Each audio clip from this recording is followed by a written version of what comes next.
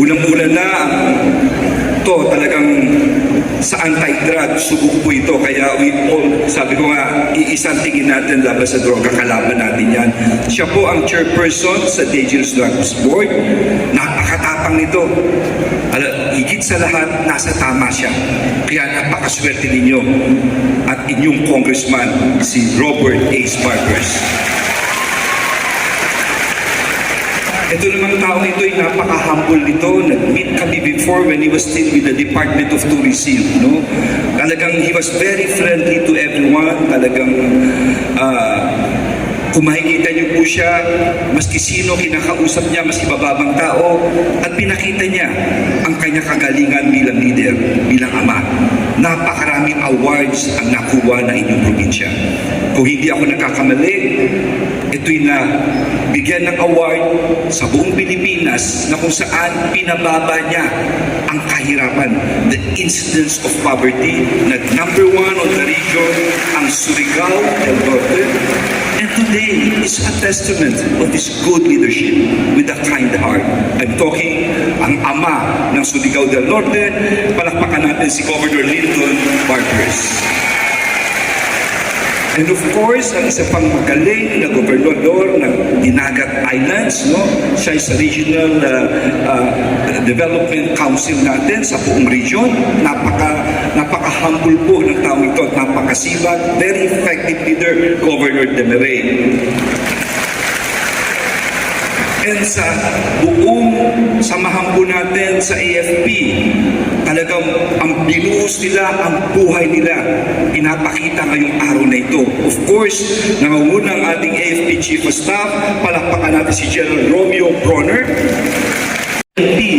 Sa mga tiga Surigao del Norte at higit sa lahat, palakpakan natin ang mga sumurender at nagmaligloob po natin, ang ating kapatid. Welcome. Pwede ba hong magtanong sa mga sumurender? Ilan sa inyo ang 25 years old? Pakitaas ng kamay. Hindi, taas lang kamay. 25. Ayun, isa, dalawa, tatlo. 24 years old. Yun, dalawa. 23 years old. Isa, dalawa, tatlo, apat. 22 years old. Ba, meron pa rin. Dalawa. Okay.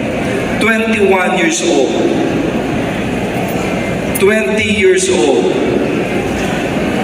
Dalawang bata. 20. Kayong dalawa. Okay. 19 years old. 18. 18 pababa. Wala na. So pinakabata yung dalawang 20 years old. Tumayo nga kayo. Tumayo kayo. Palakpakan po natin ang mga kapatid natin. Para mga apo ko na ito. Ha? Maraming salamat ha. Upo kayo. Just think about this. Yung iba rito, may mga 20 anyos.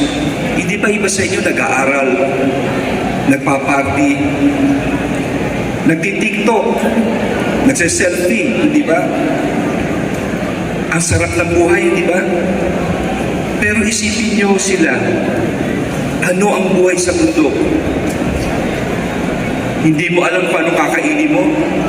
Nagtatago ka? Hindi mo alam kung buhay ka pa kinabukasan? Yan po ang pinagdaanan nila. At dito natin makikita na ang pinaglalaban nila ay ang prinsipyo, ngunit merong mga taong sabihin na natin pinakakuha sila ng hindi tama, ng maling pagbibigay ng impormasyon. Sila yung naging biktima. Kaya naman, ako'y nagpapasalamat sa tiwalang binigay ninyo sa gobyerno. No? Pabayaan yung paliwanag ko lang ang programa ng ating mahal na Pangulong Bongbong Marcos. Ito yung tinatawag na LCAC at sa amin naman ang ECRIP. Baka sabihin nyo, ano ba yung ECRIP na yan? Ito ay komprehensibong programa tungkol dito sa babalik loob. Isang programa ng pamahalaan na naglalayong tulungan ang mga kapatid na kasapi ng CBP, NPA at NDF. Next please. Next slide. So, ang DILG kasama si Secretary Ibo, kami ang inatasan po rito ang ating mga AFP on the ground, no? Sila talaga nangunguna. Kaya palakpakan natin ang mga AFP natin ang buhay na pulis nila rito. Saludo po ako sa inyo, kasama na rin ang ating mga PNP, ang ating mga barangay captain, mga kagawad, on the ground yan. Sila ngayon ang gumagawa ng listahan at bine-verify naman namin. Next please. So, basta na-verify na ho ang listahan, pupunta sa DILG at gagawa kami kung sino ang bibigyan namin ng tulong. So, ang immediate assistance na binibigay po namin, ang firearms remuneration at livelihood assistance. No? Ang livelihood, andyan po yan, 50,000. Immediate assistance, mga 15,000. At meron pang firearms, depende sa baril na isusurrender. At merong reintegration. As of 2024, ayan, nakalista po kung kano ng kadami ang nasa programa. Next.